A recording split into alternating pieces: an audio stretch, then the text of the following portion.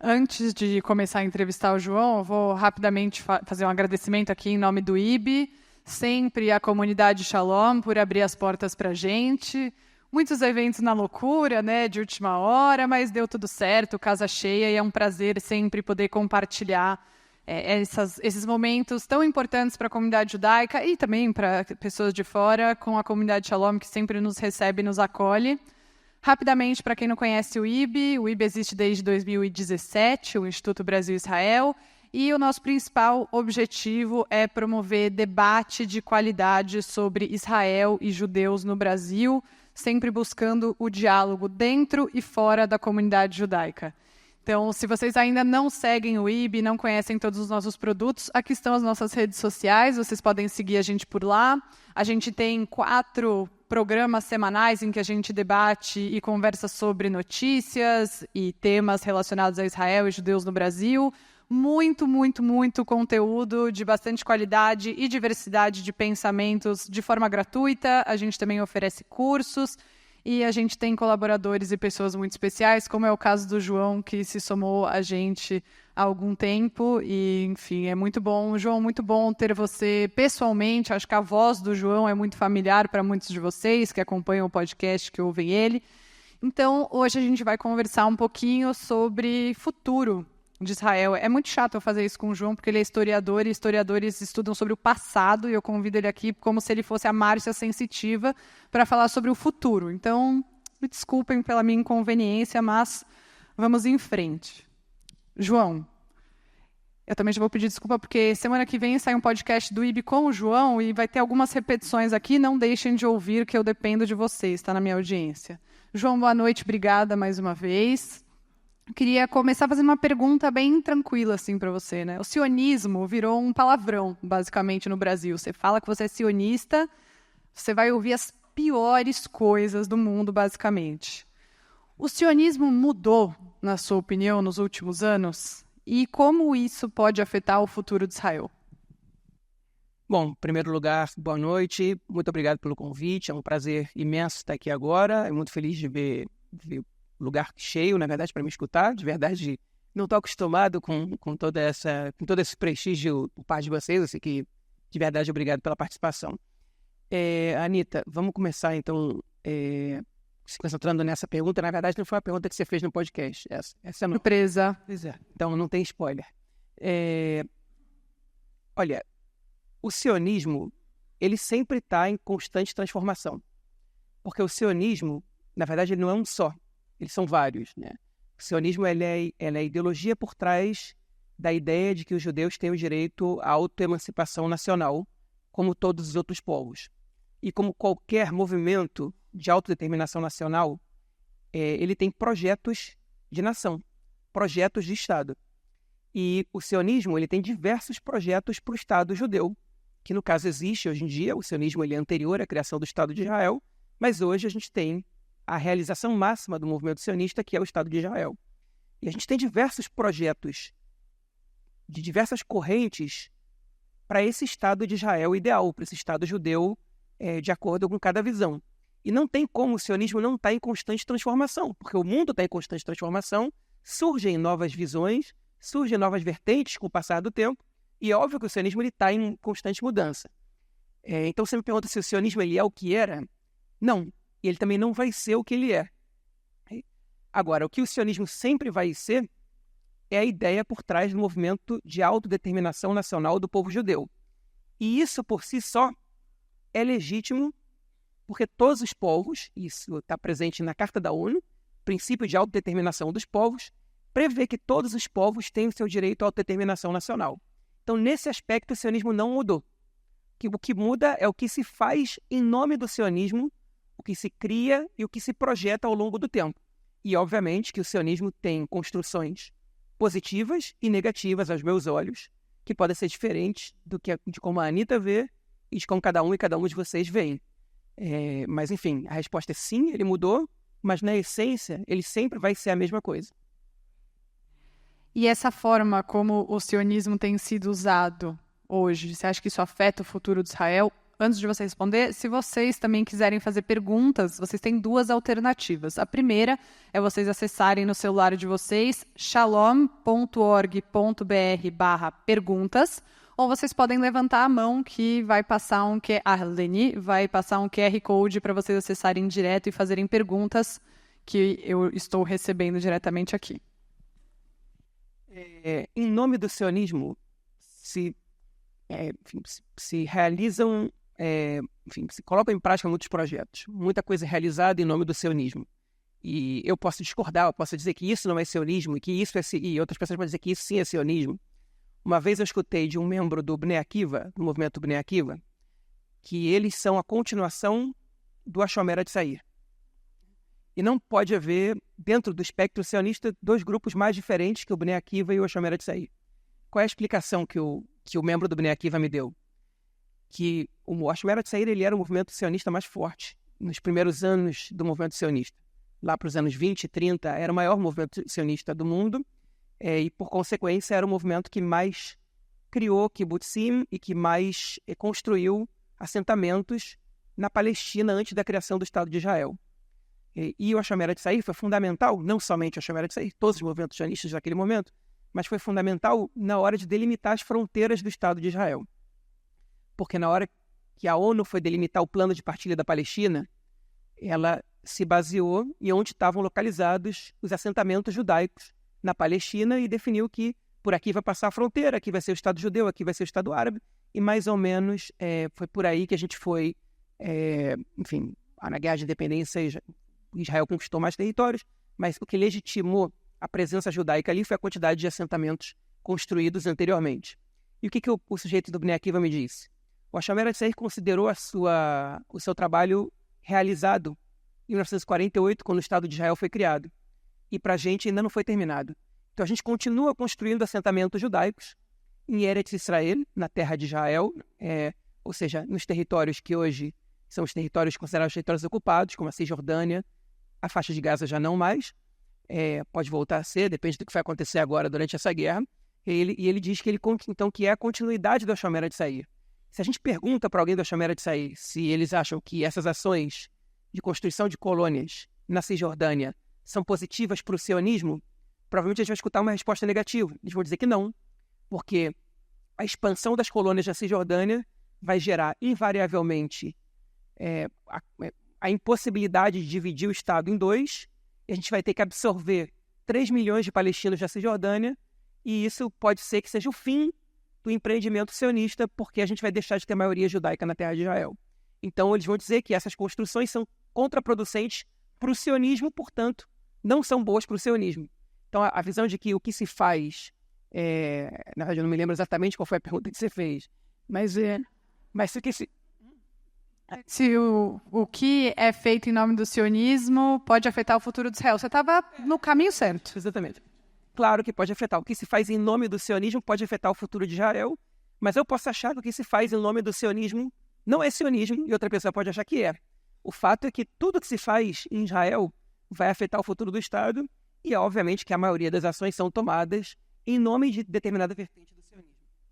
Quando o Gershon Baskin estava aqui, alguém perguntou para ele se ele se considerava sionista e ele disse que ele não conseguia mais se dizer sionista pelo que outras pessoas faziam em nome do sionismo, né? E você, João, você ainda consegue se diz sionista? Você cresceu na Bonim Dror, que é um movimento juvenil judaico sionista, kibbutziano, um dos mais fortes do mundo, e isso também forjou a sua identidade judaica e te levou a fazer aliá. E hoje?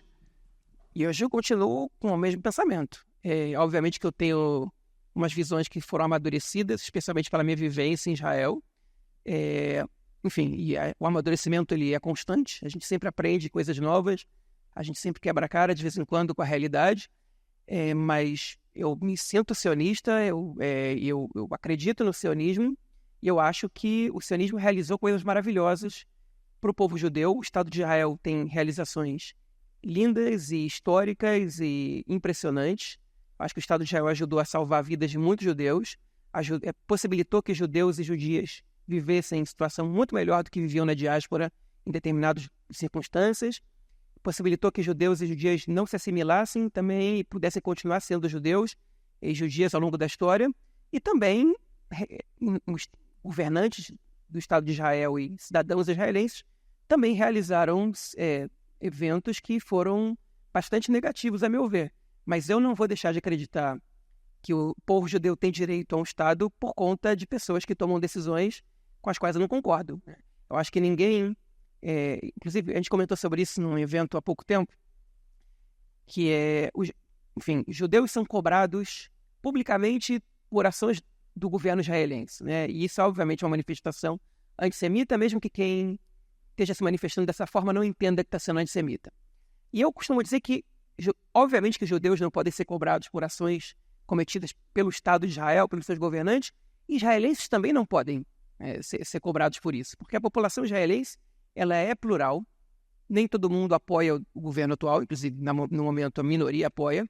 Eu nunca vi um cidadão brasileiro ser cobrado, como é que você é orgulhoso do teu país com todo o desmatamento na Amazônia que acontece, todo esse projeto nacional brasileiro causou desmatamento na Amazônia, genocídio dos povos indígenas, como você é brasileiro, como você permite que isso aconteça?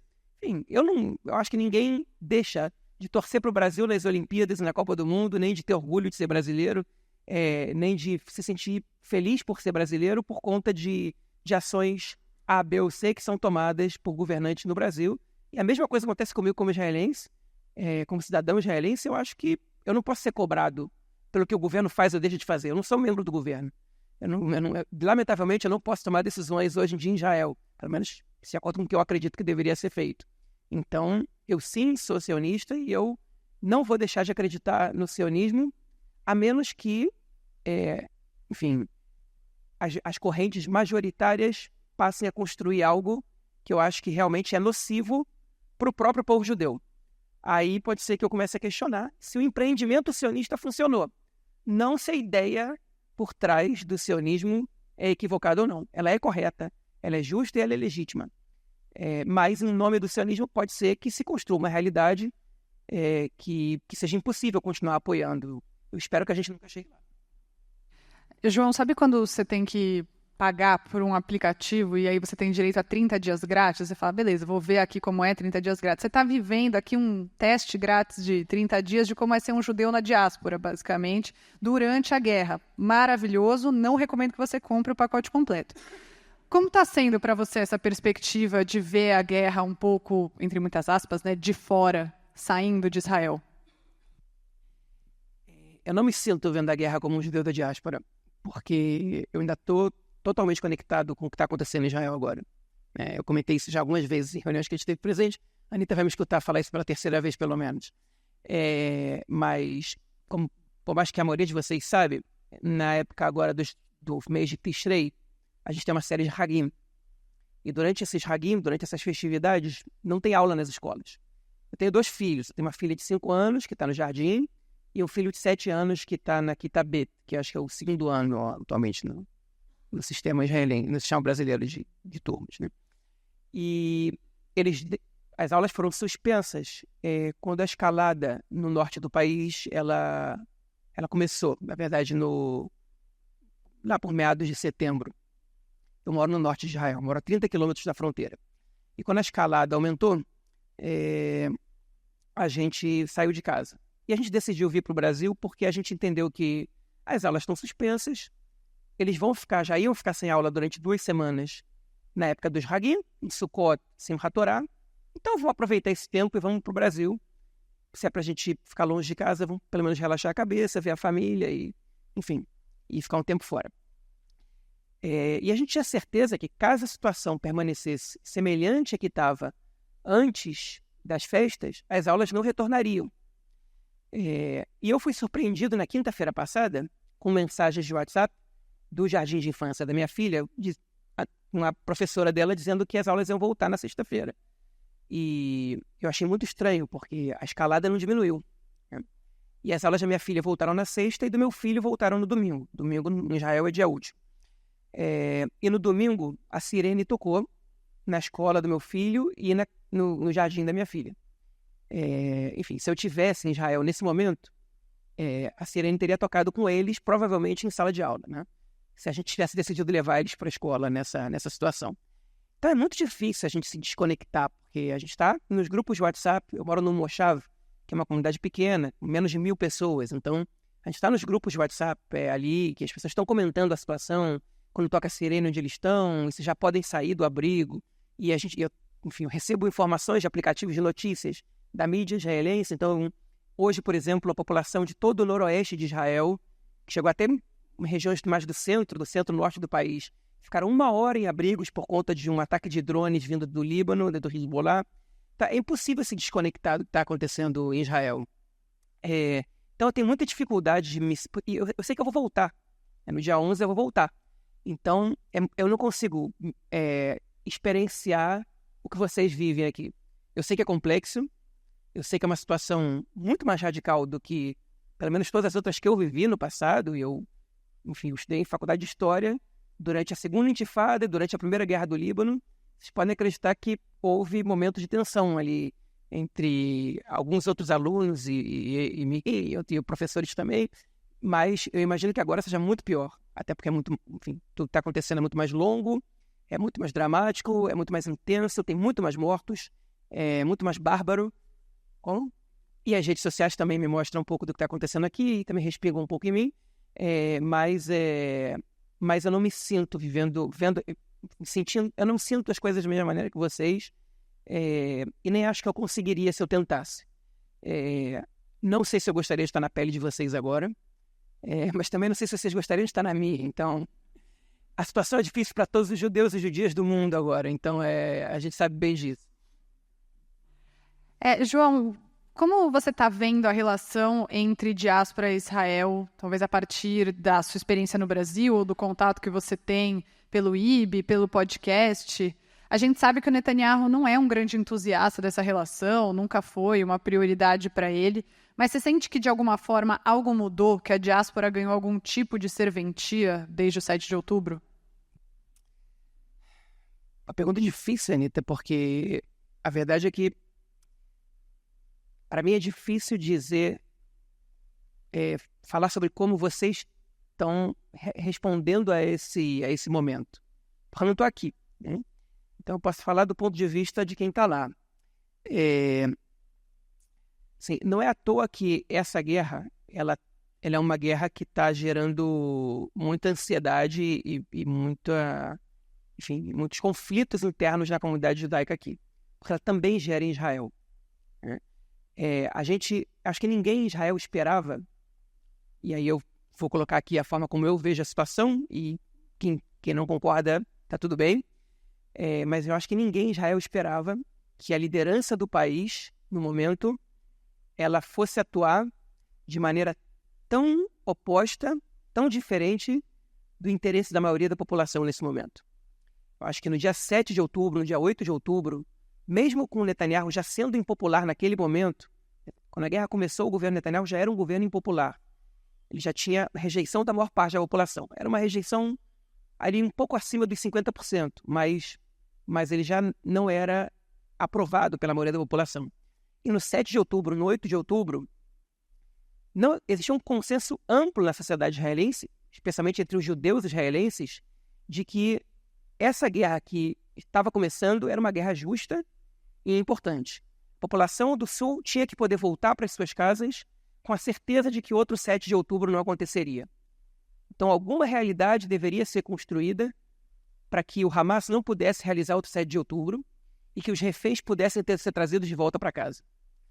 Então, no início dos primeiros dias daquela guerra, ainda que a população estivesse muito insatisfeita com o governo e a popularidade do governo despencou depois do 7 de outubro, ou seja, não era alta, ela despencou, ainda assim reinava a ideia de que não importa, nesse momento eles vão saber tomar as decisões corretas, porque a população israelense já viveu diversas guerras, comandadas tanto pela direita quanto pela esquerda, e existe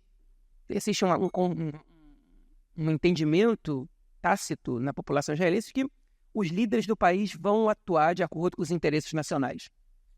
E passados alguns meses dessa guerra, é impactante perceber que a liderança atual de Israel trabalha contra os interesses da maior parte da população.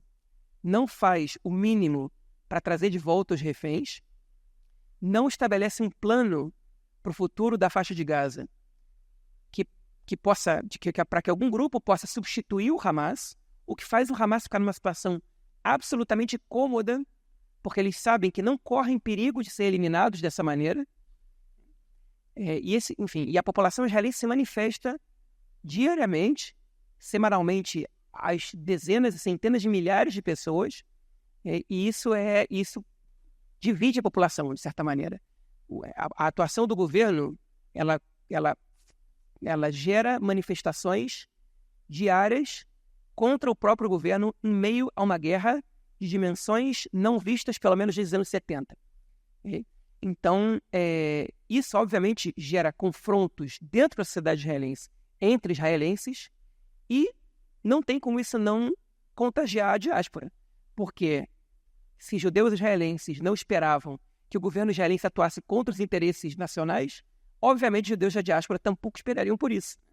E a informação que chega aqui, eu não sei exatamente qual é, mas não é a mesma que chega em Israel. A população em Israel, ela acompanha minuto a minuto o que acontece no país, conversa com as pessoas sobre o que acontece o tempo inteiro, porque a guerra influencia as nossas vidas 24 horas por dia, 7 dias na semana.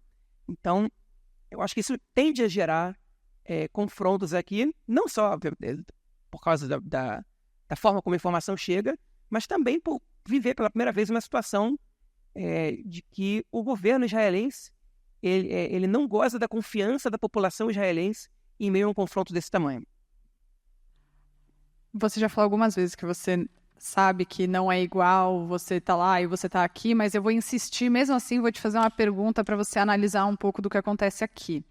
A gente vê que nessa ânsia de defender Israel, especialmente dentro da comunidade judaica, pelos ataques que acontecem vindos de fora, muita gente acaba reproduzindo os discursos que são, na verdade, do governo de Benjamin Netanyahu, como o acordo pelos reféns não aconteceu por causa do Hamas. Essa, enfim, eu acho que é o mais comum que a gente vê.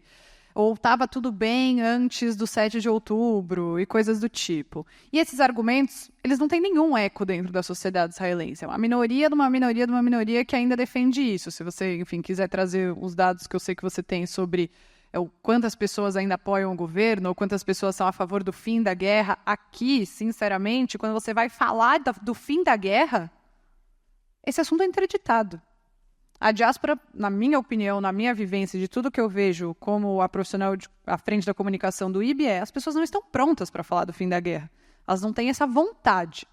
Por que você acha que isso acontece se em Israel 60%, 70% da população, por exemplo, aceitam falar do fim da guerra em troca da volta dos reféns? Eu acho, Anita, que a gente tem duas razões importantes para isso. Tá? E uma delas é uma razão absolutamente legítima e compreensível e que é única da diáspora, ou seja, a população israelense não vive essa realidade. Em Israel, eu não preciso convencer ninguém de que o Hamas é cruel, é terrível e é o lado errado na história, não importa quanto errado possa estar o governo israelense. A gente não tem dúvida de que o Hamas é o vilão. E aqui no Brasil, isso não é um consenso. E quando você entra num debate com tanta certeza de que o outro lado, né, ele é representado por gente como o Hamas, e você se coloca numa posição de crítica a Israel, eu acho que é natural, por um lado, que você modere a sua crítica ou que você, às vezes, omita a sua crítica ao governo israelense, porque do outro lado tem uma pessoa defendendo o Hamas. Então, é realmente eu sei disso porque eu vivo isso em redes sociais. Então, essa realmente é uma situação muito sensível pela qual vocês passam, né? E que eu, dentro de Israel, não preciso passar por ela. Então, a gente tem esse aspecto. Agora, o outro aspecto é o seguinte. Às vezes é muito difícil para a gente admitir, e eu acho que muitos israelenses estão passando por isso pela primeira vez na vida, como eu disse antes, que o que a população israelense coloca como prioridade na hora da guerra, e eu digo isso não de achismo, né? Uma pesquisa que saiu semana passada do Instituto Nacional de Segurança, que é ligado à Universidade de Tel Aviv, mostrava que 82% da população israelense apoiava um acordo que trouxesse de volta os reféns, mesmo que isso desse fim à guerra e que Israel tivesse que tirar todos os seus soldados de dentro da faixa de Gaza e da fronteira com Gaza. 82%. Okay? E quando você vê que a população israelense é tão convicta de que está disposta a permitir que o Hamas continue vivo na faixa de Gaza, mas que os reféns possam voltar, que os reservistas possam deixar de servir em Gaza e arriscar suas vidas todos os dias, porque esse confronto ele não mostra sinais, ele não dá sinais de que ele vai trazer um resultado positivo para a gente. Eu acho que é muito claro, e às vezes por um lado, né, que o governo está atuando contra os interesses da população, mas por outro lado é assustador essa percepção, porque esse número ele só está aumentando. E o governo, por outro lado, ele é cada vez mais forte dentro do parlamento, e a gente está cada vez mais distante de um cessar-fogo na faixa de Gaza. Então, quando isso, por exemplo, chega no Brasil, e você vê, mas se fosse para ter acontecido um cessar-fogo, ele já deveria ter acontecido, né? A gente tende a pensar dessa maneira. E a verdade é que os israelenses também tendem a pensar dessa maneira. E é verdade que o Hamas também rejeitou várias propostas de cessar-fogo. Tudo isso é verdade. Okay?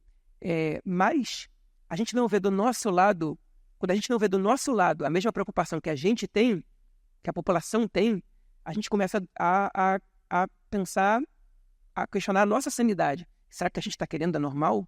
E quando a gente entende que 82% estão querendo a mesma coisa, então o problema não é a gente. Então o problema é que a ordem de prioridades de quem governa o país é diferente da nossa. E aí, assim, em Israel demorou um tempo para que as pessoas aceitassem essa realidade. Eu acho que na diáspora isso vai acontecer também. Em determinado momento isso vai acontecer. Até porque depois da guerra vem a comissão investigativa e a gente vai ter ideia de tudo o que aconteceu de errado antes do 7 de outubro, dos responsáveis por aquilo ter acontecido, que obviamente não é só o governo. O exército cometeu muitos erros, o Shin Bet cometeu muitos erros, muita gente cometeu muitos erros, né? Enfim, tudo que aconteceu antes, e a gente vai poder encontrar os responsáveis por isso também e vai poder aceitar a realidade como ela é. Dura, dolorosa, mas a gente vai poder entender. João, dá para perceber pela quantidade de pessoas aqui, enfim, todos os eventos que o IB tem promovido com você e o interesse que as pessoas têm em te ouvir, e a gente está falando disso no carro vindo para cá, que a forma honesta e aberta como você fala sobre Israel, ela é um diferencial importante. Eu queria que você comentasse um pouco sobre isso, porque a gente sabe que tem uma dificuldade, né? Quando a pessoa está disposta a criticar Israel, a lavar roupa sem ser, né? Roupa suja se lava em casa, quando você decide lavar fora de casa, vem muitas críticas desse tipo. Como que é essa decisão para você, para vocês no podcast, essa decisão editorial, mas essa decisão para a sua vida, de você trazer informações sobre Israel em português, que muitas vezes são temas muito difíceis e duros que vão incomodar, que vão gerar um desconforto? Eu gosto muito de um conceito que me ensinaram na época de movimento juvenil, que é do amor crítico a Israel. Que é, enfim, eu amo Israel, eu sou sionista e eu quero o melhor para o país. E se eu quero o melhor para o país, eu não posso observar sentado coisas ruins acontecendo sem fazer nada e sem ser crítico a isso. A crítica é o primeiro passo para a mudança. Ele não pode ser o único também, mas é o primeiro passo para a mudança. Então, eu não posso me eximir de ser crítico ao país que eu vivo, porque senão eu não estou fazendo o bem para esse país, né? Eu estou sentado em cima da vida, deixando com que as coisas que eu acho que são erradas continuem acontecendo. Eu acho que todos vocês são críticos ao que acontece no Brasil, e eu acho que isso é um componente fundamental de sociedades democráticas. Acho que ninguém discorda disso, né? Não é à toa que os países democráticos eles tendem a ser os países mais fortes em diversos aspectos no mundo, porque as sociedades democráticas elas são mais vibrantes, elas são mais críticas, e a crítica ela causa transformação e melhorias do país. E assim, a gente sabe do antissemitismo, a gente sabe das campanhas contra Israel que acontecem, a gente sabe de tudo isso. Mas eu quero viver num país normal. Eu quero acreditar que eu vivo num país normal. Normal com as diferenças, cada país tem as suas diferenças entre si. Eu quero que o Estado de Israel seja um país normal. Eu quero me sentir vivendo num país normal. Eu não posso aceitar que eu não posso falar em voz alta as coisas erradas que acontecem no meu país. Porque quando eu falo em voz alta, eu também tento propor soluções. Eu também tento pensar o que eu gostaria que tivesse acontecendo. E eu acho que o debate enriquece, ele não prejudica. As críticas, elas são usadas pelos antissemitas? São. E eventualmente, me incomodam profundamente quando eu vejo uma postagem minha sendo usado por uma pessoa mal intencionada nas redes sociais. Só que para cada 5 compartilhamentos mal intencionados, tem 100 de pessoas que, de repente, começam a entender a complexidade da sociedade israelense, do país, a partir de uma outra postagem dessas. Pelo menos esse é o feedback que eu recebo. E eu acho que a gente tem que precisar parar de olhar para o negativo sempre. A gente tem que tentar olhar para as coisas boas que surgem a partir da crítica, a partir da nossa visão mais honesta possível sobre o futuro que a gente quer para o país que a gente vive. No caso, o país que eu vivo. Então, eu entendo a estratégia dos antissemitas de usar a crítica a Israel, ao governo e ao que seja, a sociedade, contra o próprio sionismo. Eu entendo isso vai acontecer. E se eu não fizer essa crítica, não tem problema, eles vão achar essa crítica em outro lugar. Né? Tem uma organização pró-Palestina que eles conseguem encontrar todos os vídeos mais absurdos possíveis, de atos mais absurdos possíveis cometidos por soldados ou por cidadãos israelenses. Eles dão um jeito de traduzir do hebraico para o português e publicar nas redes sociais. Então não é por mim que eles são antissemitas. E não é o meu conteúdo que vai mudar tudo. Eles vão achar o conteúdo que eles quiserem, onde eles quiserem. E se eles não acharem, eles vão manipular. Essa guerra, ela não tem que ser a razão pela qual eu não vou falar o que eu penso. Eu acho que a gente precisa sentir a vontade para falar o que a gente pensa, para a gente poder construir a alternativa para o que a gente vê de errado e para a gente também poder elogiar as coisas boas que a gente vê. Então, eu acho que assim, a honestidade ela é fundamental até pela nossa credibilidade. Se a gente abre mão de ser honesto e se a gente abre mão de falar a verdade, amanhã a gente não tem credibilidade também para quando a gente for fazer uma crítica ao outro lado. Então, a gente precisa sempre tentar manter, na medida do possível, porque ninguém é 100% coerente sempre, mas na medida do possível a gente precisa sempre tentar ser honesto com a gente mesmo. Não com os outros, com a gente mesmo. Porque eu acho que o resultado ele vem disso. Agora, eu acho que tem muita gente honesta, muita gente que compartilha esses valores. Eu vejo resultados disso. Então, eu não acho que isso é uma coisa que é uma característica específica minha, ou de outra pessoa, ou do Marcos, ou de um ou outro que trabalha com a gente. Eu acho que a maioria das pessoas está interessada num debate honesto. Essa é a percepção que eu tenho. E a gente não pode deixar que a minoria barulhenta domine o debate e pauteie o debate. Acho que nessa mesma toada de ser honesto, de criticar, nesse amor crítico, a gente vê muito a atuação da sociedade israelense, que talvez seja um dos pilares da sobrevivência de Israel, não só por causa do 7 de outubro, mas desde antes, com a tentativa de golpe, com a reforma judicial. É sempre a sociedade civil israelense se organizando para tentar melhorar o país. E a gente vê que isso é massivo, né? Quando você faz a proporção, sou meio ruim de matemática, mas quando você faz a proporção de 500 mil pessoas na rua em Israel, isso no Brasil daria 5% da população. Façam vocês as contas que eu não vou conseguir. Qual que é a importância da gente trazer isso para a diáspora? Acho que no IB a gente insiste muito nessa narrativa. Todo sábado a gente posta as fotos das manifestações. Falou, olha, eles estão na rua de novo, eles estão insistindo mais uma vez em dizer os reféns precisam voltar agora. Qual que é a importância da gente trazer para o debate a atuação da sociedade civil israelense, dessa resistência que os israelenses apresentam contra o que está acontecendo hoje em Israel? A importância ela é muito clara para mim. Se nós estamos convictos de que Israel é um país democrático, né, a única democracia no Oriente Médio, como se diz, então a gente não pode não noticiar quando a população está protestando contra o governo. Se nós queremos que o mundo veja que Israel é um país democrático e que a sociedade israelense é complexa e que o sionismo não é um só, que tem várias vertentes, que as pessoas pensam de maneira distinta e que também são críticas, então não tem nenhuma razão da gente esconder quando há manifestações contra ações cometidas pelo governo israelense. Eu acho que isso é muito claro.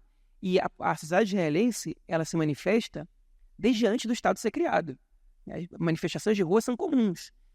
Nos anos 20 a gente já tinha protestos, já tinha greves na Palestina, na época do Ishuv, né, da imigração judaica para a Palestina, antes da criação do Estado de Israel. Os anos 50 foram anos marcados por muitas manifestações, por muitas greves. A Guerra do Líbano de 82, a gente viu protestos de cerca de 400 mil pessoas foram às ruas, num momento que a população israelense era menor ainda do que hoje, né? A gente viu grandes protestos em 2011 por justiça social que tomaram o país e em um dia chegaram a 800 mil pessoas para as ruas. Enfim, então a gente precisa trazer essas informações se a gente quer que o mundo acredite que o Estado de Israel ele não tem só uma opinião, ele é um Estado democrático e que as pessoas têm, enfim, têm voz e que o sionismo é plural. É fundamental. Se a gente quer trazer o Estado de Israel de verdade, a gente tem que trazer a complexidade dele, com seus problemas e com as suas coisas boas. E isso eu acho excelente. Acho que o fato das pessoas poderem se manifestar livremente, poderem dizer que discordam do governo, poderem dizer que querem o fim da guerra, e terem espaço para isso, eu acho excelente, embora a gente esteja vendo muita violência policial contra os manifestantes atualmente, que isso é claramente um ataque à democracia israelense. Mas Israel ainda é uma democracia e a gente precisa apoiar a democracia israelense. E como a gente apoia?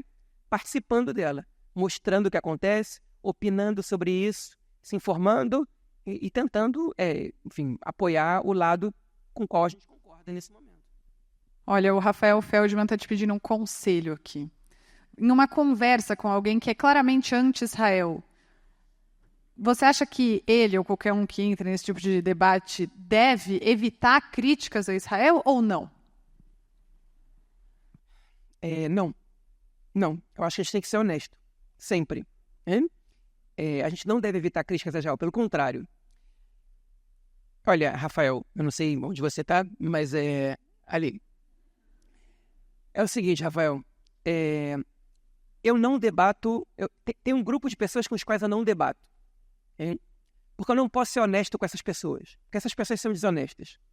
Quando a pessoa parte do princípio de que eu não tenho o direito de existir, ou seja, eu, como povo judeu, não tenho direito à autodeterminação nacional, algo que todos os outros povos têm, mas não é concedido a mim, eu elimino o debate com essa pessoa.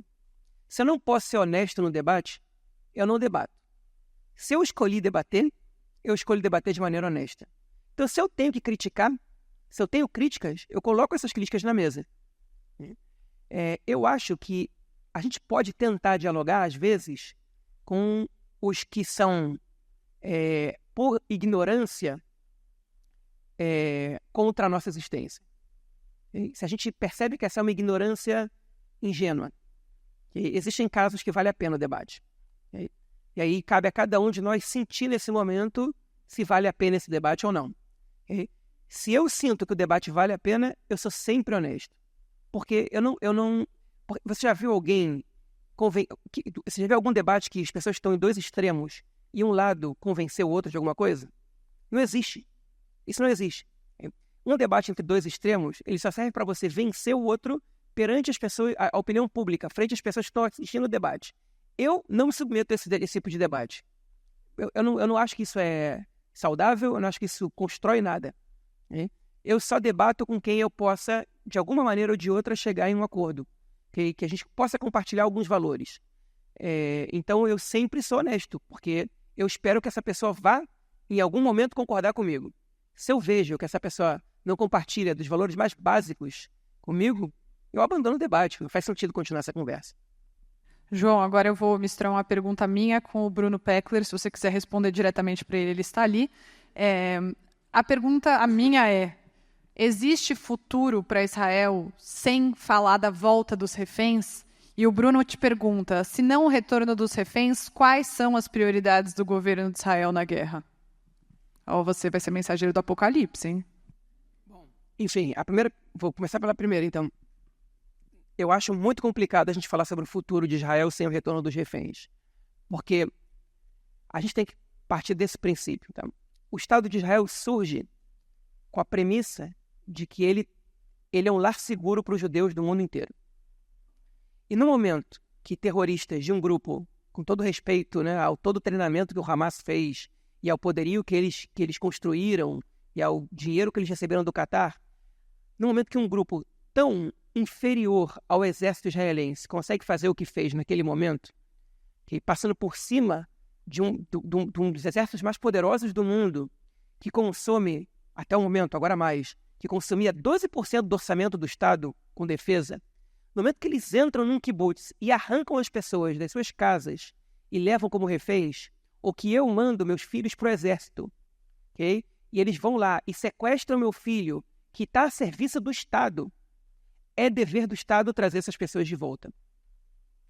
E eu acho muito difícil que daqui a 3 anos muitos pais não comecem a questionar qual é o valor de mandar os meus filhos para o exército se o Estado não faz o mínimo para trazer eles de volta para casa, vivos ou mortos?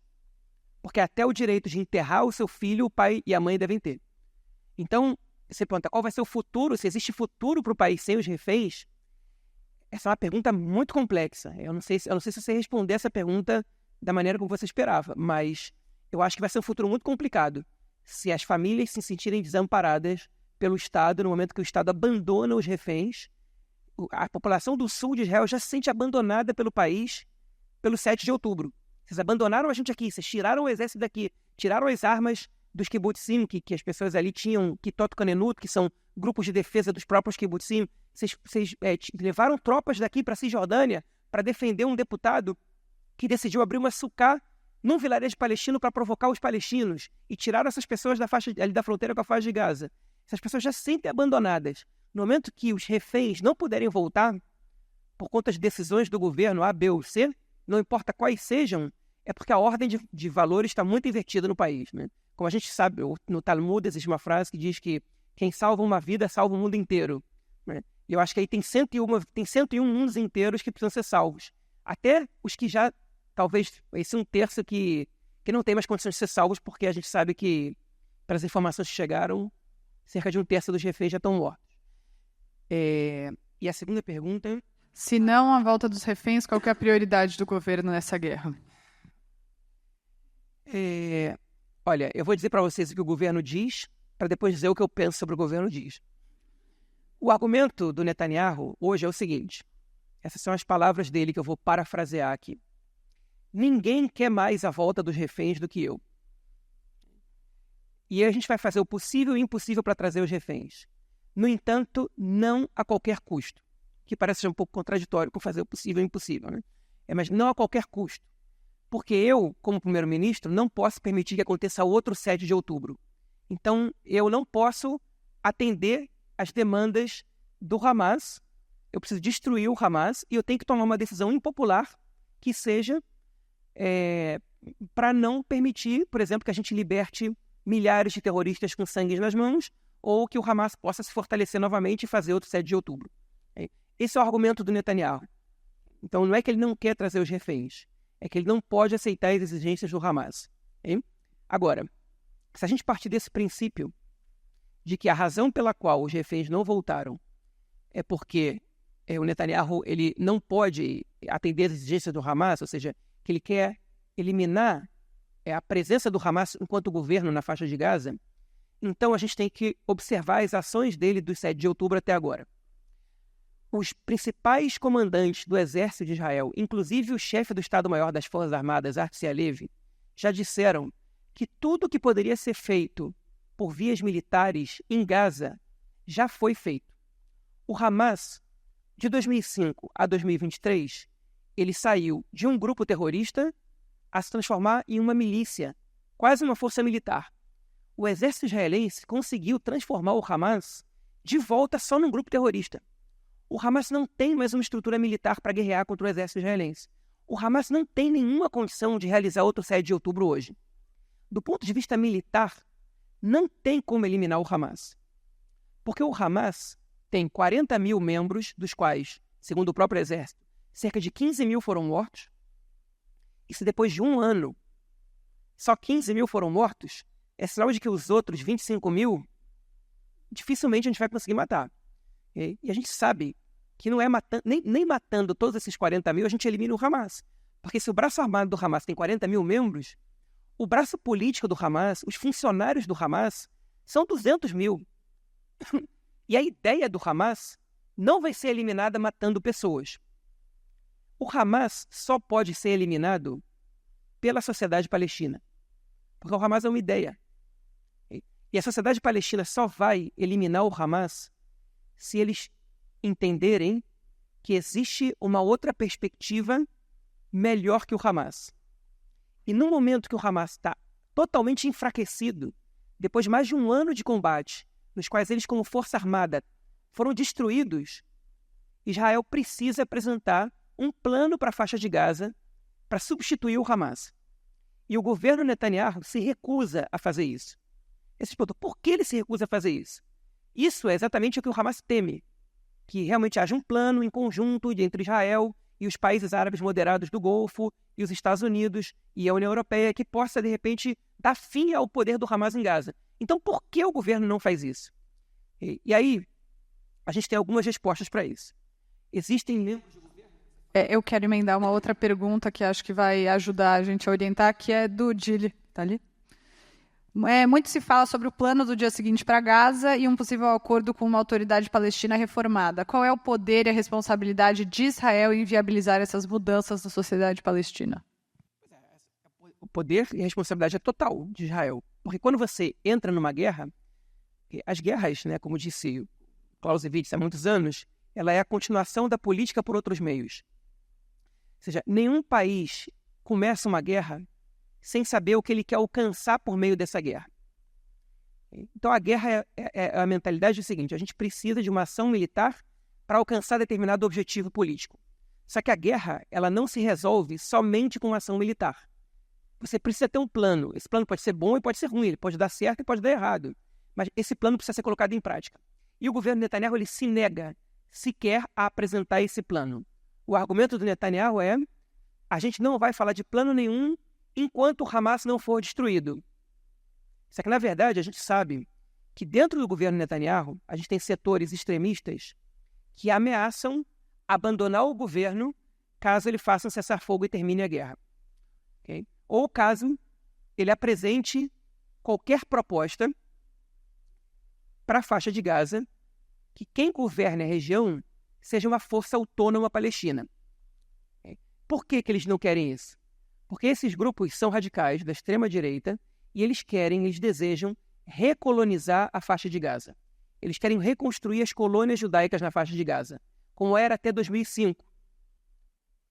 Então, eles não aceitam que Israel construa, em conjunto com os países árabes, com a autoridade palestina, uma força palestina moderada que vá administrar a faixa de Gaza, porque eles sabem que isso é o fim do sonho de recolonização da faixa de Gaza. Pelo contrário, isso, invariavelmente, empurraria Israel para negociações pela criação de um Estado palestino. Uma vez que já não existe mais a problemática do Hamas, uma vez que você tem grupos moderados governando a faixa de Gaza e a Cisjordânia, uma autoridade palestina renovada, com os Estados Unidos já começou a trabalhar, inclusive com a própria autoridade palestina, e você caminha para a divisão da terra em 2 estados. E isso é o terror da extrema-direita israelense. Porque isso, para eles, se eu vejo retrocesso na construção dos assentamentos judaicos em Gaza, na reconstrução, eles veem como retrocesso a criação de um Estado palestino. E a gente está falando de pessoas com uma visão bastante radical do judaísmo, com uma ideologia messiânica, que acreditam que somente o controle total dos judeus sobre toda a terra de Israel bíblica vai poder trazer a vida, vai poder facilitar a chegada do Messias. Então, para eles, entregar os territórios para os palestinos seria uma ação anti-judaica, e baseado nisso, por exemplo, uma pessoa assassinou o primeiro-ministro Rabin, em 95, porque julgava, estimulado por comentários rabinos naquele momento, que esse assassinato era legítimo do ponto de vista da Alahá, da lei judaica, da lei religiosa, lei ortodoxa judaica, que o primeiro-ministro não pode entregar terras judaicas para o inimigo, porque todas as terras que antes compunham a terra de Israel completa precisam estar sob controle total do povo judeu para que o Messias chegue. Que é uma visão, inclusive, diametralmente oposta da ultra-ortodoxia, ou da grande maioria da ultra-ortodoxia. A ortodoxia acredita no contrário, que a gente só pode restabelecer a soberania judaica na terra de Israel depois que o Messias chegar. Por isso que os ultra-ortodoxos não são sionistas em sua maioria. Também não são necessariamente anti-sionistas, mas a maioria não são sionistas. Por isso eles não servem ao exército. E porque eles acham que isso é um Estado nacional profano, moderno, e que o povo judeu, primeiro que não deve haver nada entre o povo judeu e o Todo-Poderoso. Então o hino, a sirene que toca em Yom HaZikaron, que é o Dia da Memória dos Soldados, todas as cerimônias seculares, elas são, na verdade, profanas. Então muitos deles não obedecem, não participam desses eventos. E o Estado de Israel é um Estado nacional moderno com leis próprias que não devem ser obedecidas, porque as únicas leis que a gente obedece devem ser as leis judaicas religiosas, né? Essa é a diferença, inclusive, entre a ultra-ortodoxia judaica e a ortodoxia sionista. Né? Então, mas voltando à questão do Netanyahu. Então, por que o Netanyahu não caminha? Qual é a prioridade do governo? A prioridade do governo agora, a prioridade do Netanyahu agora é se manter no poder. E para ele se manter no poder, ele precisa do apoio desses grupos. E esses grupos não existem só em um ou dois partidos no governo. Essas pessoas são influentes no próprio partido do Netanyahu. O Netanyahu em si jamais demonstrou grande apoio à construção de assentamentos na faixa de Gaza. Ele, inclusive, votou a favor da desconexão da faixa de Gaza em 2005. E quando ele foi perguntado na televisão israelense, no canal pró-Netanyahu, ele disse: eu não vejo real a reconstrução dessas colônias. Mas uma coisa é não ver real, outra coisa é trabalhar para que isso não aconteça.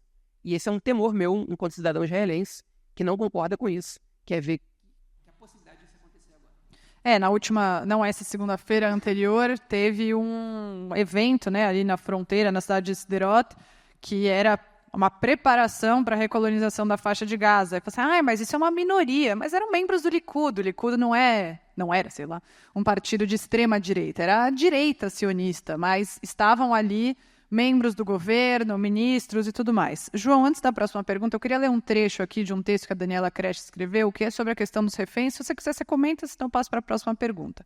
Então, no podcast Silence Od Yom, o negociador Davi Meidan, que foi o coordenador de prisioneiros de guerra e pessoas desaparecidas do primeiro-ministro Benjamin Netanyahu na época do soldado Gilad Shalit, deu a opinião dele sobre essa questão.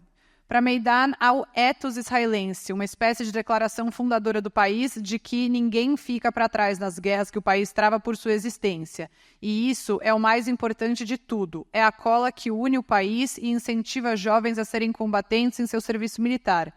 É a ideia de que, se forem sequestrados pelo inimigo, o país fará de tudo para que voltem, vivos se possível. Abre aspas para o Davi Meidan. A questão dos sequestrados é a luta do público israelense pela sua identidade. Os valores fundamentais da sociedade estão sendo testados, principalmente depois da tentativa de golpe judicial de 2023. Somos solidários uns com os outros. Isso está na base do judaísmo, ajudar os que precisam. Não temos o direito de ignorar o sofrimento dos necessitados. Esses são os valores com os quais todos crescemos e fomos educados. É o nosso direito viver num país com tais valores e não com valores distorcidos como os que estamos enfrentando agora. Quer comentar? Ou é o suficiente? Tudo bem, acho que isso também diz muito sobre o futuro. Bom, aqui tem uma pergunta da Gabriela, que quem ouve o podcast sabe que vocês falam bastante sobre isso, que é que Israel é um país judaico e democrático. Ele é judaico para os árabes e democrático para os judeus. E a pergunta aqui é possível um Estado judaico e democrático? Para que o Estado seja democrático, ou seja judaico, é necessário que a população seja majoritariamente judaica? Onde traçar essa linha? Na verdade, essa frase é de um parlamentar árabe israelense chamado Ahmed Tibi, do partido Tal, que é o Partido Social Democrata Árabe, que é presente na Knesset. Mas para mim é uma frase, enfim, é uma frase que mostra como ele, enquanto árabe israelense, se sente, né? E que eu posso concordar ou discordar dele, mas eu não posso apagar a sensação dele enquanto cidadão árabe israelense. Eu acho que Israel pode ser um Estado judaico e democrático, mas eu acredito que você precisa ser primeiro um Estado democrático e depois judaico. Ou seja, sempre que houver uma contradição entre os dois valores, nós devemos optar pelo democrático. E para que isso aconteça sem que haja contradições definitivas, impactantes, na verdade, que haja consequências, enfim, que possam destruir a natureza do Estado enquanto Estado democrático e judaico, a gente precisa ter uma maioria judaica no Estado de Israel. Eu acho que essa maioria ela tem que ser garantida, inclusive, por meios democráticos. Se garantir essa maioria por meios não democráticos, a gente deixa de ser um Estado democrático. Então, eu acho que sim, que Israel pode ser um Estado judaico e democrático. Em muitos aspectos, ele é, e ele é do jeito certo. Em outros aspectos, ele não é. Não tem democracia perfeita. A democracia israelense ela é uma democracia como várias outras. A gente pode olhar os rankings de democracia que saem na The Economist ou em outros fóruns. A gente vai ver que a democracia israelense está sempre, ou quase sempre, no segundo escalão. Né? Tem as democracias plenas, depois tem as democracias com problemas, depois aparecem os regimes híbridos e os regimes autoritários. Israel tem muitos problemas de direitos civis e boa parte deles são impactados pela guerra, pelo estado de guerra que a gente vive desde 1948. Hoje, num encontro com jornalistas, a gente estava explicando sobre a censura militar que existe em Israel desde 1948. Né? Os jornalistas israelenses têm que submeter suas matérias à censura militar para saber se eles podem publicar ou não. E essa é uma situação que existe desde 1948 e que ela afeta a democracia do país. Não tem como dizer que não. Enfim, a gente está acostumado com isso e isso não quer dizer que o país não tem essa democracia afetada por conta disso. Israel pode ser mais democrático se essa censura militar um dia cair. Se ela é importante, se ela é fundamental ou não, cada um pode ter a sua opinião. Mas o fato é que ela afeta a democracia do país. Outro fator que afeta a democracia do país é a influência da religião no Estado, em alguns aspectos. Por exemplo, o fato de você não ter transporte público no Shabat. E a gente pode concordar ou discordar. Alguns acham que se Israel tiver transporte público no Shabat, vai ser igual a todos os outros países do mundo. Então não tem que ter. Okay? Outros podem dizer que deveria ter e pega quem quer. E quem não quer, não pega. Okay? A questão é a seguinte. Quando você estabelece que um dia na semana a população que não tem um automóvel não pode se deslocar, essa população está privada do direito de ir e vir no sábado. E isso afeta os seus direitos civis. O direito de ir e vir é um direito civil. Então, isso afeta a democracia israelense. Israel vai deixar de ser uma democracia por conta disso? Não. Mas Israel vai ser uma democracia um pouco pior por causa disso. Uma democracia com menos direitos, digamos assim. Então, eu acho que Israel pode ser um Estado democrático e judaico. Eu, por exemplo, acho que deveria haver transporte público no Shabat, okay? Mas que esse transporte público ele deveria existir em lugares onde a população quer que ele exista. Né? Que se faça plebiscitos e que, por exemplo, a cidade de Bnei Brak, uma cidade com 95% da população ultra-ortodoxa, eles possam decidir se vai passar o transporte público por lá ou não. Okay? Em lugares que um percentual razoável quer que ele exista, ele deveria existir. Mas essa é a minha opinião, ninguém está obrigado a concordar com ela. O fato é que, às vezes, a gente tem problemas quando a interferência tanto da religião judaica na democracia ela é muito grande, quanto a interferência do nacionalismo judaico na democracia também pode ser grande. E a gente tem que fazer essa diferenciação. Existe o judaísmo enquanto religião e existe o judaísmo enquanto nacionalidade em Israel. Okay? E aí, por exemplo, eu acho que a lei mais importante do Estado de Israel, enquanto Estado democrático e judaico, é a lei do retorno. É a lei que possibilita que qualquer pessoa que tenha um dos 4 avós judeus ou que seja convertido ao judaísmo por alguma corrente reconhecida pela agência judaica tenha o direito de fazer aliá. Porque isso define o caráter sionista do Estado e isso não é antidemocrático. Né? Qualquer pessoa que tenha um avô português pode solicitar o passaporte português e morar em Portugal como cidadão. E o mesmo vale para diversos outros países do mundo, para a Espanha, para a Polônia, não sei, para a Alemanha. E acho que essa é uma lei que não é antidemocrática, pelo contrário, ela é democrática e ela ajuda que a gente mantenha a maioria judaica em Israel e que Israel possa seguir sendo também um lugar para qualquer judeu ou judia que queira viver no país. Agora, eu acho que um exemplo positivo de como a maioria judaica ela define o caráter judaico do Estado de forma democrática é o que acontece em Israel em Yom Kippur. O que já teve em Israel em Yom Kippur? Vocês viram algum carro passar na rua? Zero, né? Mas não tem nenhuma lei em Israel que proíbe carros de circularem nas ruas em Yom Kippur. Mas ninguém sai de carro. Não é verdade que ninguém. Nas cidades árabes eles saem de carro. E está tudo bem. Por que ninguém sai de carro? Porque todo mundo entende que Yom Kippur é um dia diferente no calendário judaico e que a gente vive Yom Kippur de uma maneira diferente.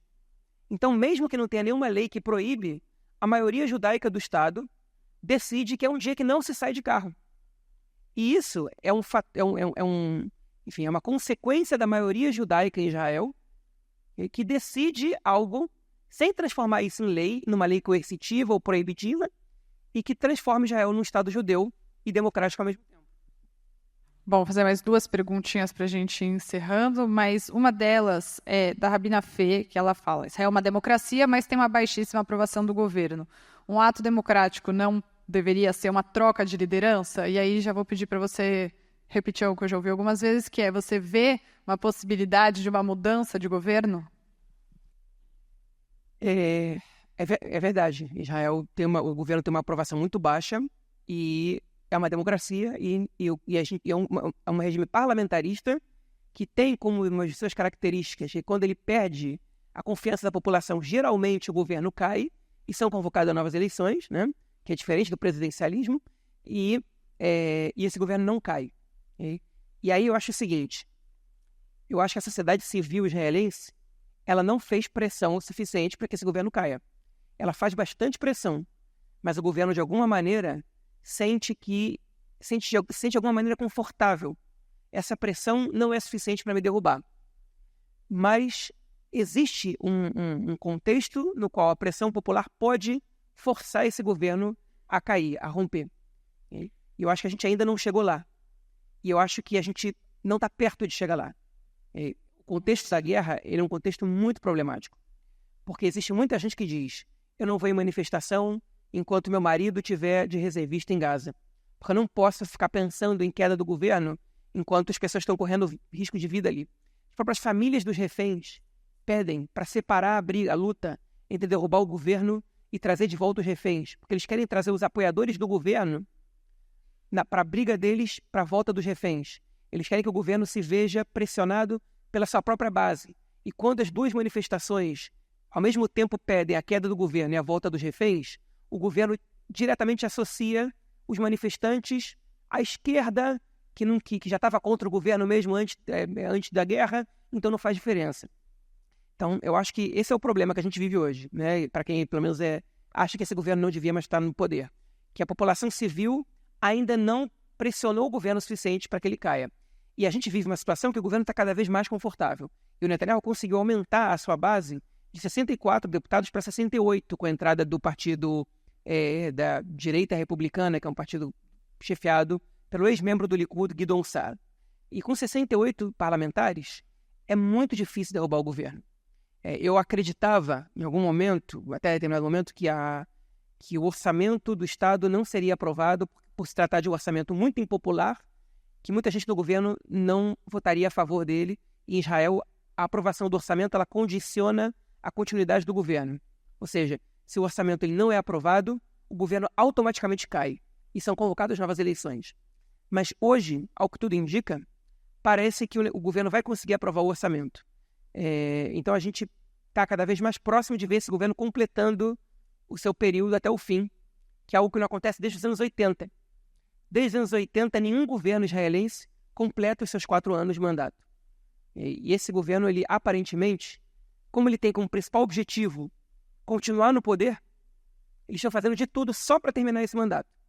E eles estão mais perto do que antes de terminar. Mas outra vez, como desde os anos 80 não acontece de um governo terminar esses 4 anos, a gente também pode suspeitar de que esse também em algum momento vai romper.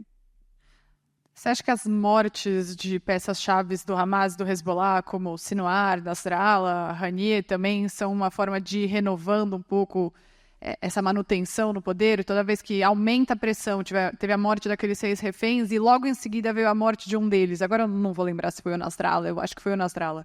Logo depois, e isso também sustenta de alguma forma esse governo no poder, porque vai falando, não, mas a gente precisa mesmo acabar com eles, porque você falou, no começo da guerra tinha a ideia de uma guerra justa em Gaza. Essa ideia já está bem desgastada, mas a guerra justa contra o Hezbollah se renova também. O Hezbollah sempre ameaçando Israel, é justo que tenha essa guerra. Você acha que isso também afeta a continuidade do governo e a falta de pressão? Não, eu quero só deixar claro que a ideia de que a guerra em Gaza era uma guerra justa, ela ainda é praticamente um consenso entre a população israelense. O que eles pararam de acreditar é que esse governo está tomando as medidas adequadas para chegar a um resultado que vale a pena você fazer a guerra. Mas que a guerra contra o Hamas, depois de 7 de outubro, era uma guerra justa, isso nunca deixou de ser um consenso na sociedade israelense. E contra o Hezbollah, a mesma coisa.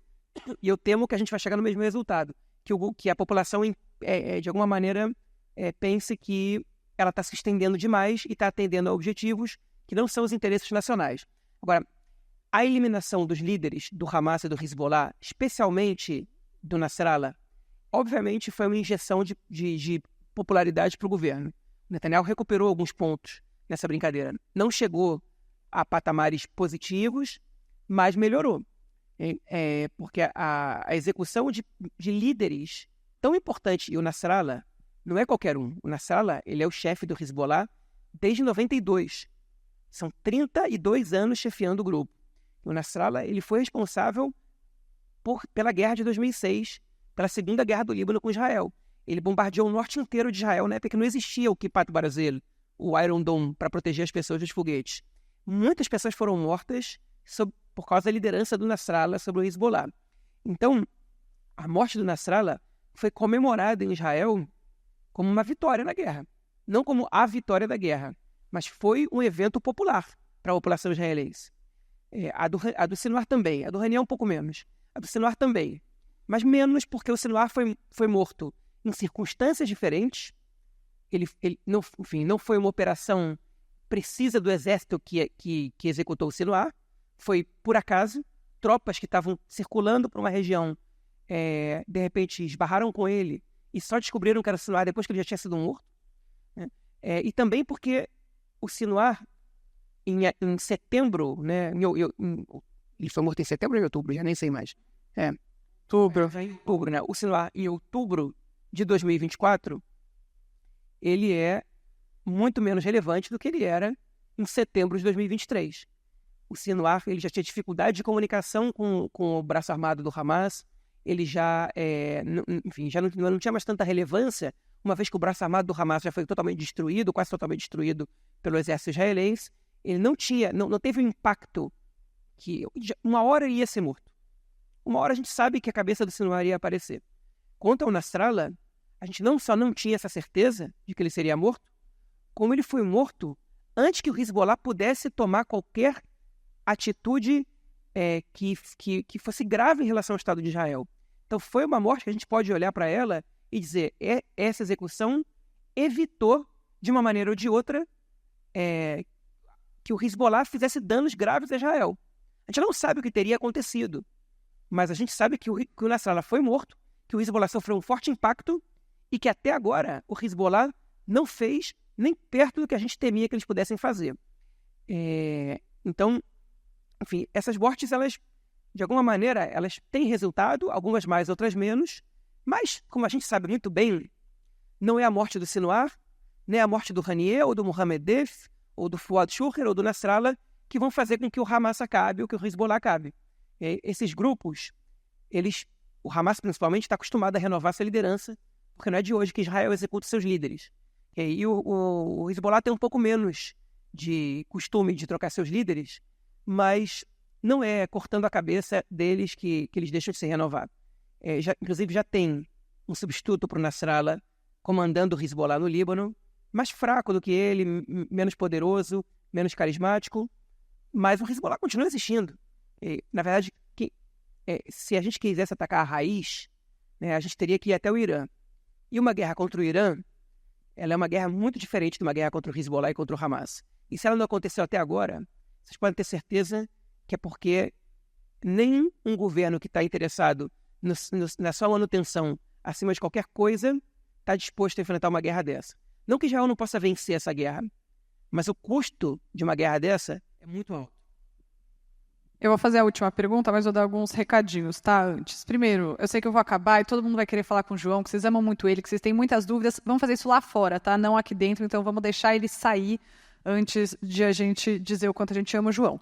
A outra é que tem muitas perguntas que vocês mandaram sobre antissemitismo e a gente não vai conseguir responder todas aqui, até porque esse não é o tema da nossa conversa. Mas vou fazer a recomendação aqui de que vocês entrem em shalom.org.br/perguntas e lá vocês vão achar o link para o guia contra o antissemitismo que o IB fez e que basicamente quem escreveu foi o João. Então é tipo perguntar para ele, só que mais fácil porque já está tudo escrito.